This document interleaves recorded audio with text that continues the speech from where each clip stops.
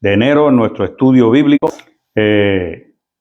Damos las gracias a todos aquellos que fielmente se conectan todos los jueves, especialmente a los que no solamente se conectan, sino que también comparten este video. Usted quiere ser bendecido, comparta este video.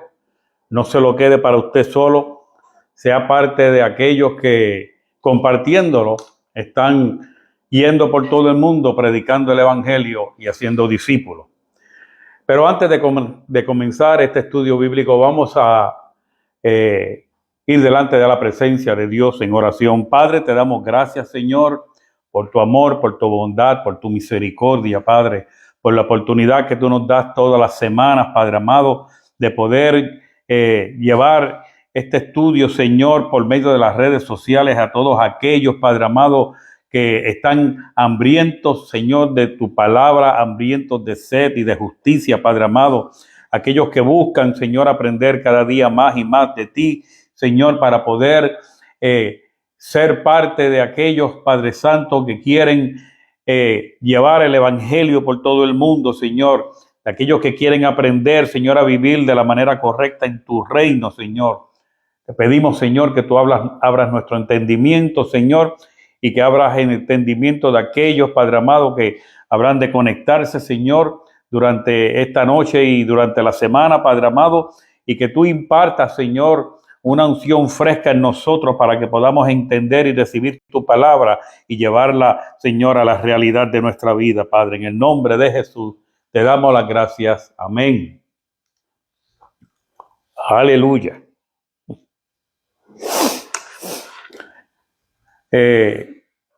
La semana pasada comenzamos una corta serie de estudios, la cual el Espíritu me inspiró a titularla Confiar sin idolatrar. Y el tema de la semana pasada fue la diferencia entre la comunión bíblica y la dependencia humana. Hoy continuamos con la segunda parte de este subtítulo, y la razón por la cual la titulé la semana pasada sí fue porque empezamos haciendo una aclaración de que no hay ningún tipo de contradicción entre el Salmo 133 y el capítulo 17 de Jeremías. Si usted no escuchó el estudio de la semana pasada, yo le exhorto a que lo escuche, lo estudie, tome nota para que usted pueda comprender, tener una mayor comprensión del estudio de hoy. Y como dije, uno de los textos de esta serie es el Salmo 133, que dice: mirad cuán bueno y cuán delicioso es habitar los hermanos como juntos en armonía, no separados, tienen que estar juntos. Tiene que haber comunión para que podamos habitar en armonía. No puede haber aislamiento. En la cultura que nosotros vivimos hoy, encontramos a gente que están rodeadas de personas, pero emocionalmente están completamente solos. Hace muchos años y esto no es nada nuevo, porque hace muchos años yo me acuerdo que vi un comercial en la televisión, no me acuerdo de qué, pero presentaban estos cientos y cientos de miles de personas en los estados, en la ciudad de Nueva York, y proyectaban a muchas personas que estaban completamente solos en medio de aquella cantidad de gente en la ciudad. Hay iglesias, hay congregaciones de creyentes llenas de gente, pero vacías de conexión. Van, escuchan la palabra y así mismo salen y regresan a sus hogares sin ningún tipo de conexión o relación con las demás personas, con los demás hermanos en la fe. Como mucho, un saludo cordial. Hola, ¿cómo estás? Dios te bendiga. Otros simplemente han adoptado la modalidad de la iglesia virtual, que es lo que estamos haciendo aquí. Pero la realidad es, amados, que la unción, que la bendición y la manifestación del Espíritu Santo son reales, no son virtuales. Yo puedo orar por ustedes aquí y el Espíritu Santo lo puede sanar en su casa. Pero de alguna manera tiene que haber una conexión donde usted me deje saber a mí el por qué usted necesita oración para que yo ore por usted. Tengo que saber su nombre. Yo puedo hacer una oración general por aquellos que están enfermos. Pero tiene que haber una conexión. La unción, la bendición y la manifestación del Espíritu Santo no son virtuales, son reales. De hecho, el Salmo 133 termina diciendo que en esa atmósfera, cuando habitan los hermanos juntos en armonía, es cuando allí envía Jehová bendición y vida eterna. Es la única manera. Dice todo lo que dice al principio para decir, en esa atmósfera que Jehová envía bendición y vida eterna. De manera que el que quiera ser bendecido tiene que aprender a congregarse. Cual sea la razón por la cual no lo ha hecho o dejó de hacerlo, tiene que de todo corazón y sinceridad abrirle su corazón a Dios y dejar que Dios obre en su vida. Pero lamentablemente son muchos entre nuestra cultura latina que han adoptado esa actitud de no confíes en nadie porque tarde o temprano te van a fallar. Pero ¿sabes qué? En su diseño original, Dios dijo y sigue diciendo que no es bueno para el hombre que esté solo. Lo dijo desde el principio de la creación y lo sigue diciendo hoy y lo seguirá diciendo. No es bueno que el hombre esté solo. Y cuando habla de hombre, está hablando en general, de hombre y de mujer. Eso lo dice Génesis 2:18. No es bueno que el hombre esté solo. Y en este corto pasaje vemos que la soledad no es parte del diseño original de Dios para los seres humanos. No lo es. En su diseño, Dios buscó una compañía adecuada para ayudar y complementar a la persona. Lo que lleva a la creación de la mujer como ayuda idónea. Pero este pasaje también implica la necesidad de conexión humana en general, no solo matrimonial. Todos necesitamos esa conexión. ¿Por qué? Porque el aislamiento social afecta negativamente a la salud mental y física. Y yo sé lo que muchos están pensando. Ay, pastor, es mejor andar solo que mal acompañado.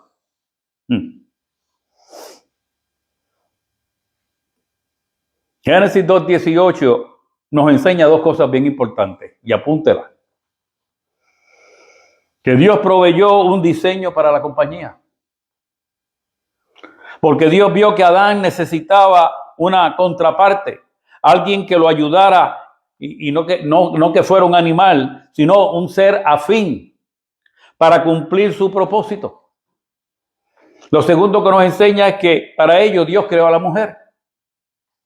Dios creó a la mujer, en este caso a Eva, a partir de Adán, para que fuera una ayuda idónea, estableciendo la unión hombre y mujer como fundamental para la humanidad. Cualquier otra cosa que el hombre se haya inventado no es parte del diseño de Dios, y yo no tengo por qué entrar ahora. Esta no es la plataforma ni el propósito de este estudio. Pero Génesis 2:18 nos enseña que Dios proveyó un diseño para la compañía y que para ello creó a la mujer. Y eso tiene un significado general y psicológico. Es una necesidad social.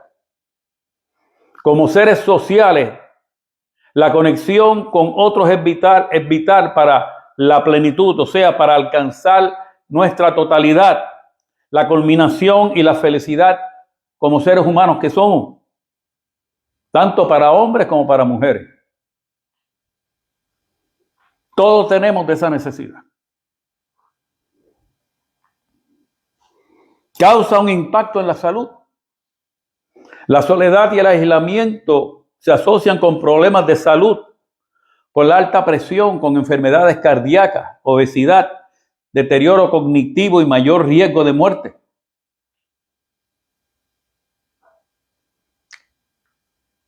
Y tiene que ver con complementariedad. Una frase que se interpreta como la necesidad de relaciones significativas que nos complementen y nos ayuden a crecer, no solo en el ámbito conyugal. Tenemos que crecer socialmente. Y este concepto de compañerismo o de compañía no solamente para hombres, aunque se refiere al hombre, o sea, a Adán, el principio de que no es bueno que el hombre esté solo, se aplica a todos los seres humanos, tanto a hombres como a mujeres. ¿Para qué? Para nuestro bienestar. En fin, no se trata de estar en pareja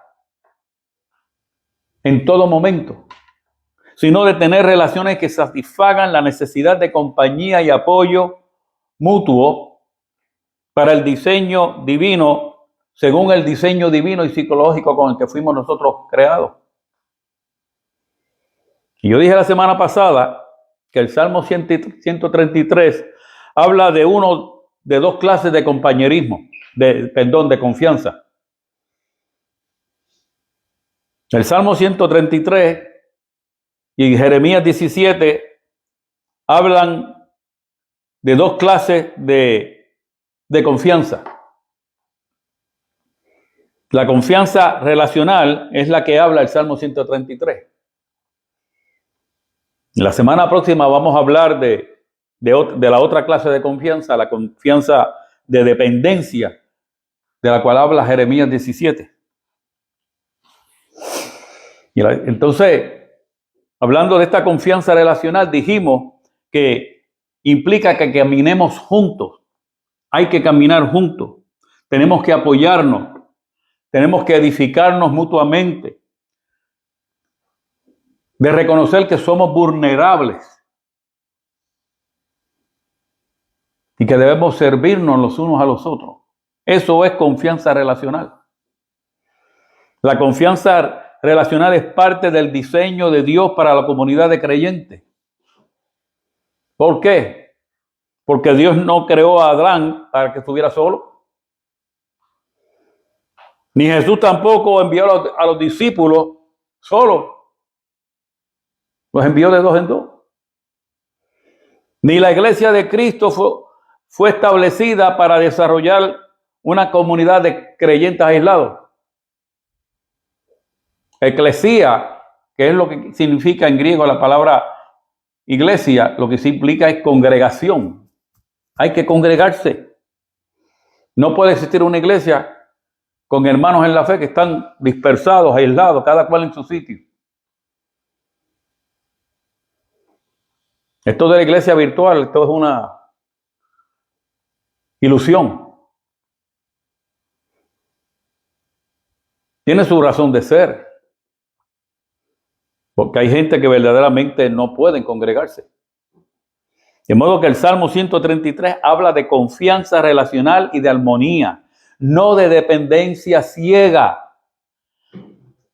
Dependencia ciega que lleva a la frustración y la desconfianza. Tampoco no es una simple poesía bonita o inspiradora.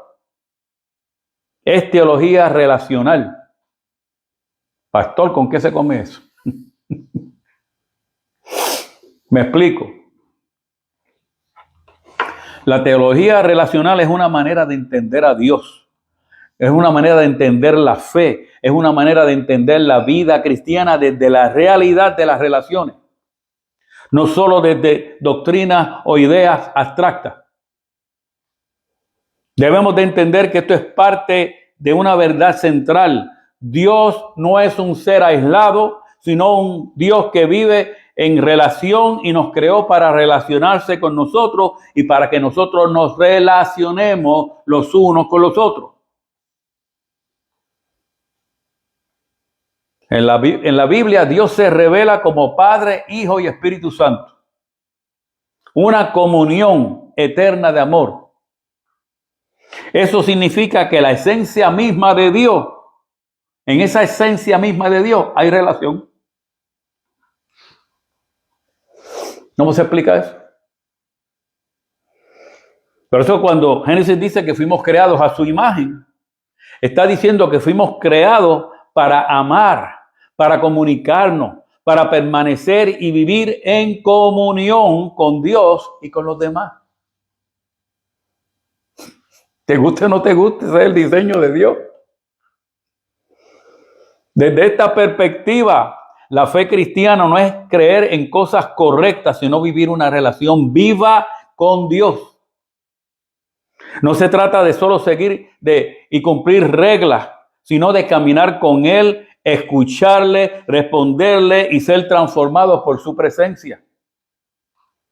Por eso Jesús vino no a fundar una religión fría, sino a reconciliarnos con el Padre y a restaurar la relación rota a causa del pecado.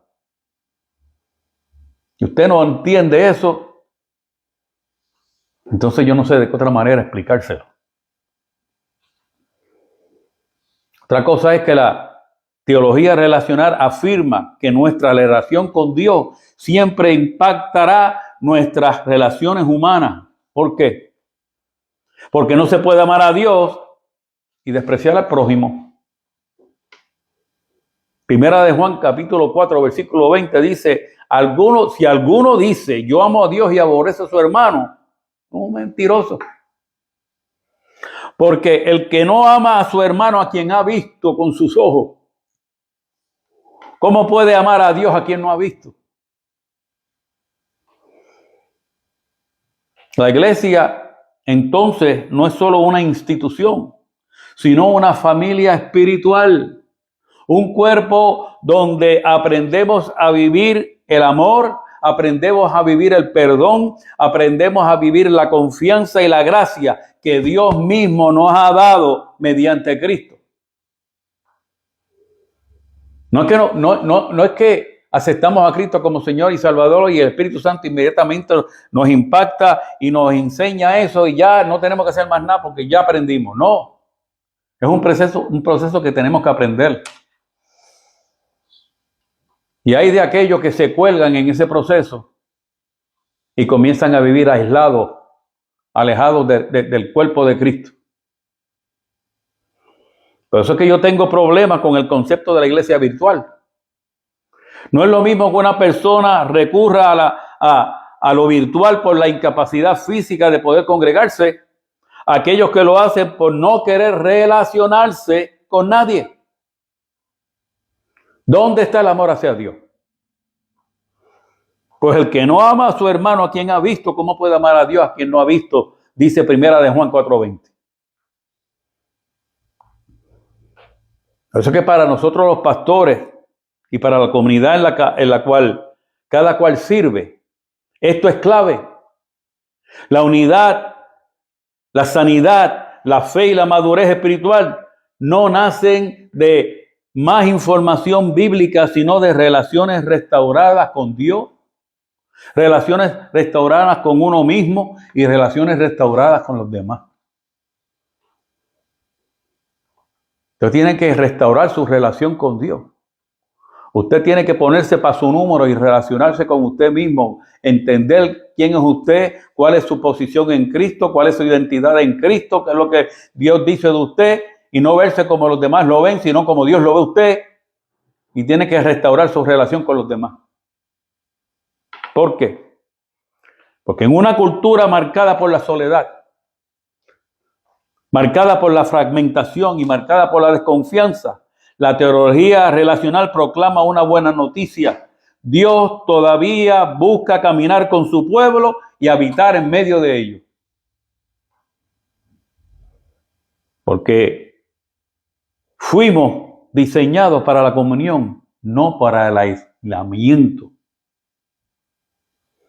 Por eso el Salmo 133:1 comienza diciendo: mirad cuán bueno y cuán delicioso es habitar los hermanos juntos en armonía. Dice habitar, no dice conectarse.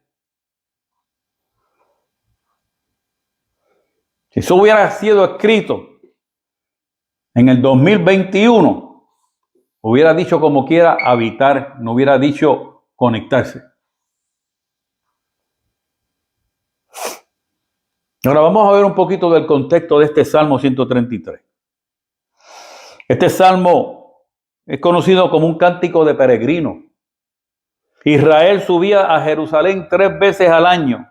Ellos provenían de tribus diferentes, de opiniones diferentes y de diversidad de conflictos históricos. Era una melcocha de gente que era un pueblo, sin embargo todos ellos eran diferentes, no pensaban igual. Muchos de ellos no tenían las mismas costumbres, distintas ideologías, pero una vez que entraban en la presencia de Dios, Dios hacía de ellos una familia. Ahora la unidad no era natural, ahora esa unidad era espiritual. Entonces, ¿qué significa habitar juntos en armonía? La palabra hebrea para habitar es la palabra yashab. Y escuche bien, esta palabra no implica que estemos de acuerdo. No implica estar de acuerdo. Lo que implica es permanecer conectados aun cuando hay tensión. O sea, permanecer unidos cuando hay tensión, cuando hay problemas y cuando no estamos de acuerdo. Cuando no pensamos igual. Se mantiene la unión, no importa qué. Por lo cual el concepto de unidad en la Biblia, amado, no elimina el conflicto. Lo transforma en crecimiento. Mira que cuando hay conflicto en medio del pueblo de Dios, no hay por qué salir corriendo. Tenemos que aprender que somos distintos, pensamos distintos, no hablamos de la misma manera, no pensamos de la misma manera y no tenemos por qué estar de acuerdo. Lo mejor que Dios ha creado es que cada uno de nosotros, todos somos distintos. Conozco a la pastora desde los 11 años y no somos iguales. Y jamás lo seremos. Ya que por eso, ¿sabes por qué yo puedo vivir feliz? Porque cuando ella lo ve verde y yo lo veo azul, yo le digo, qué lindo ese color verde, mi amor. ¿Qué tú crees? Lo que tú quieras. Para discutir se necesitan dos. Pues entonces yo no discuto y lo dejo.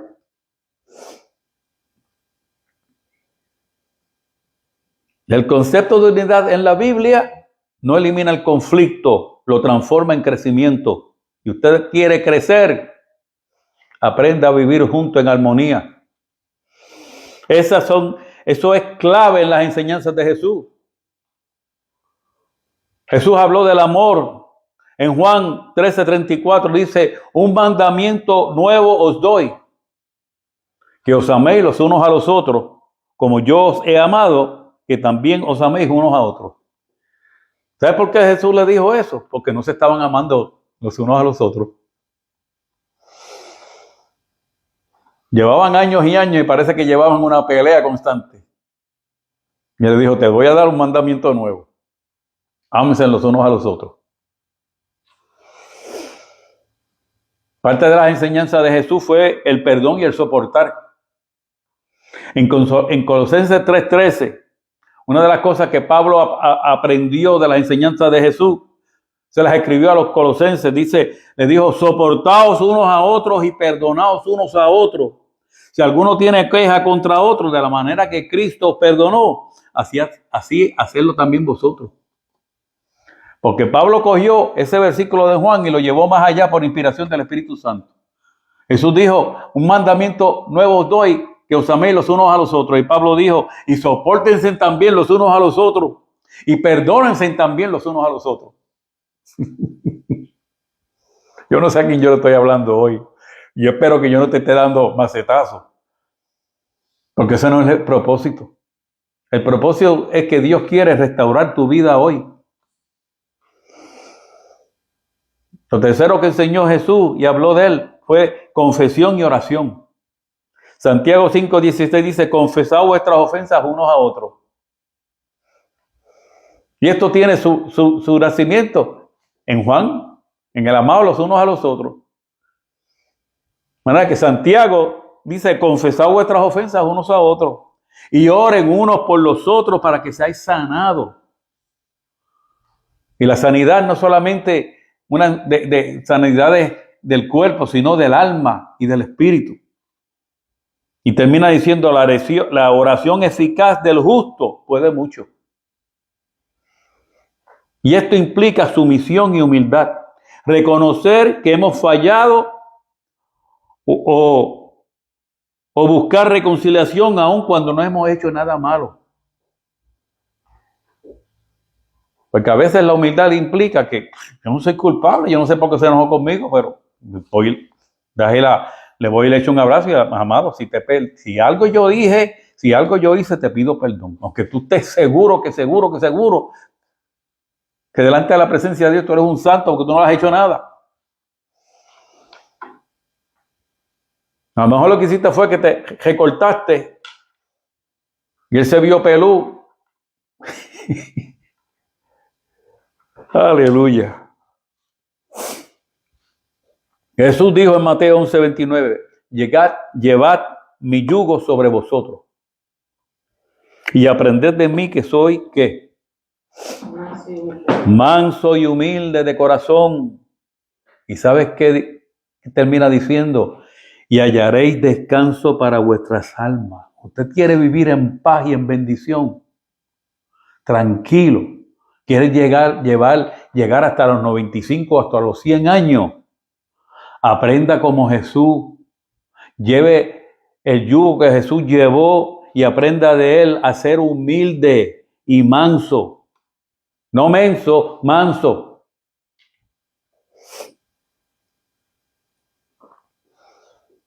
Y lo último que nos enseña el Salmo 133 es que hay bendición en la unidad. El Salmo 133 continúa diciendo, es como el buen óleo sobre la cabeza, el cual desciende sobre la barba de Aarón, y baja hasta el borde de sus vestiduras como el rocío de Hermón, que desciende sobre los montes de Sión, porque allí envía Jehová bendición y vida eterna. Salmo 133 dice que la unidad es como el aceite y el rocío. De eso que está hablando, de la unidad. Y lo compara con el aceite y con el rocío. Estas dos imágenes, aceite y rocío, hablan de sanidad y de vida. Y nos explican por qué la unidad es algo esencial y necesario. No es opcional, amado.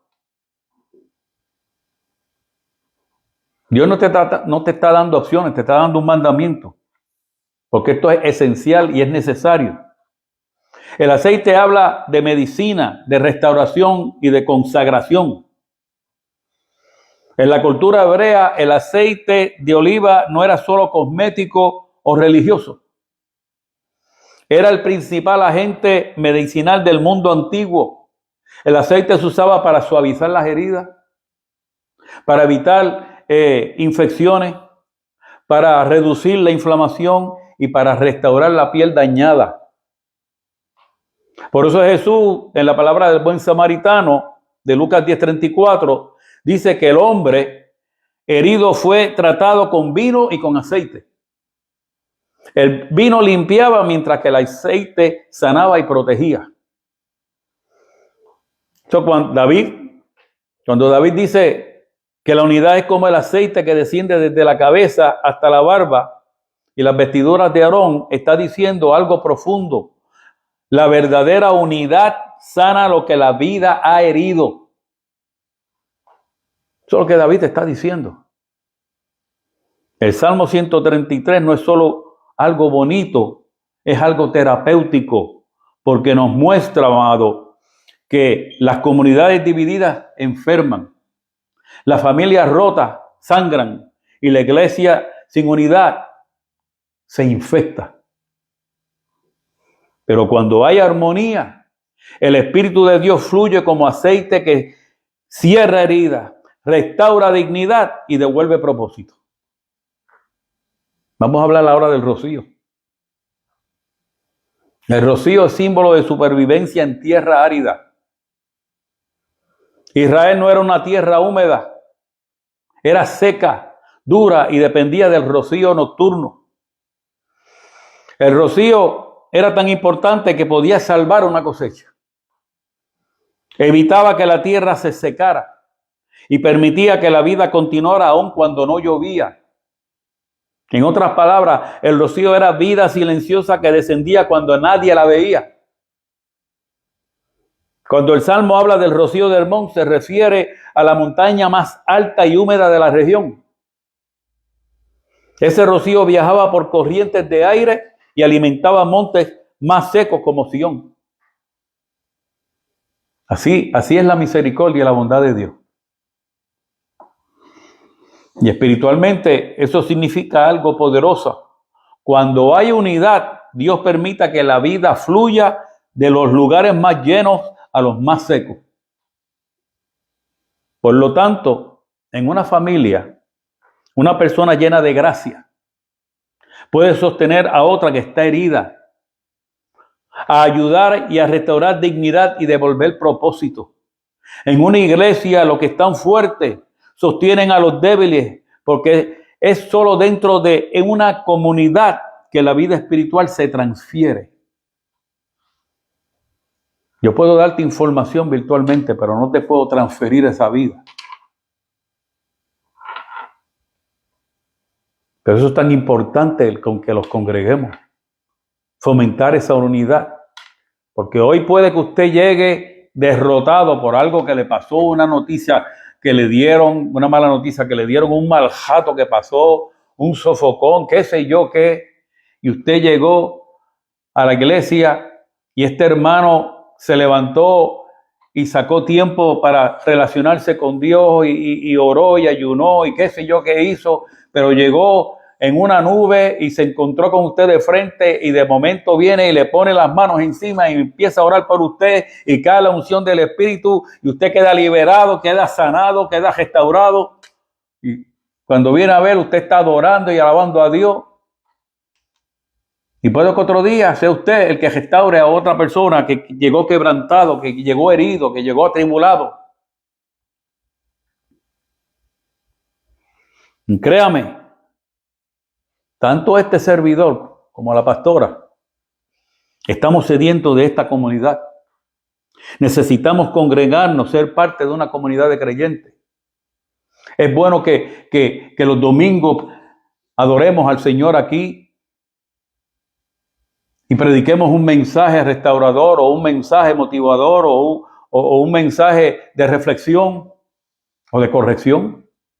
Es bueno que los jueves o los viernes o los días que se nos haga posible demos este estudio bíblico, pero también tenemos que congregarnos. Tenemos esa necesidad, porque eso es mandato divino. El mensaje del Salmo 133, David está diciendo, la unidad no es solo agradable, es sanadora. Por eso habla de aceite y es vivificante, por eso habla de rocío. Donde hay división, todo se seca. Pero donde hay unidad, Dios ordena bendición. Y no cualquier bendición, porque allí envía Jehová bendición y vida eterna, dice el Salmo. No es metáfora, es como dije, teología relacional en acción. Cuando los vínculos se alinean, el cielo se abre. Eso es lo que nuestro pueblo hoy, en familias latinas, en iglesias migrantes y comunidades heridas, necesita volver a experimentar. Es bueno escuchar palabras virtualmente por las redes sociales. Es bueno. Pero eso no puede sustituir el mandato divino de congregarnos. Y la misma Biblia habla de eso en Hebreos 10:25. Dice, no dejando de congregarnos como algunos tienen por costumbre, sino exhortándonos, y tanto más cuando veis que aquel día se acerca. Y en esta noche, Dios te llama a regresar a la unidad. Porque la unidad no es solo agradable, es sanadora y es vivificante. ¿Por qué te llama a la unidad? Porque para que Él pueda ordenar bendición sobre tu vida, tienes que estar en unidad, amándose los unos con los otros. Entonces, ¿a quién has alejado de tu vida? ¿A quién? ¿De quién tú te has desconectado? ¿Dónde necesitas perdonar? ¿Dónde necesitas amar? ¿Dónde necesitas soportar? ¿Qué muro levantaste por miedo o por traición o por desilusión? Amado, Dios no puede sanar corazones aislados. No es parte de su diseño. Es el diseño de Dios, la unidad, la que sana lo que la vida ha herido. Porque cuando hay armonía, el Espíritu de Dios fluye como aceite que cierra heridas, restaura dignidad y devuelve propósito. Recuerda que fuimos diseñados para la comunión, no para el aislamiento. De manera que, amado, esta es la palabra que Dios tiene para hoy, jueves 22 del 2026. Año, como prediqué unos domingos atrás, en donde veremos la gloria de Dios manifestada en nuestra vida. Por eso estos mensajes y estos estudios bíblicos que Dios nos ha dado a nosotros. Recuerda, comparte este video, no dejes de compartirlo, darle tag a todos los que puedas darle tag y da por gracia lo que por gracia has recibido. Si quieres bendecir este ministerio por medio de los diezmos o las ofrendas para las misiones, que es para lo único que se usan las ofrendas en este ministerio, lo puedes hacer por la aplicación Cash App, escribiendo el signo de dólares Cristo Rey IM. Dios te guarde, Dios te bendiga, Dios haga resplandecer su rostro sobre ti y ponga en ti tu paz. Bendiciones.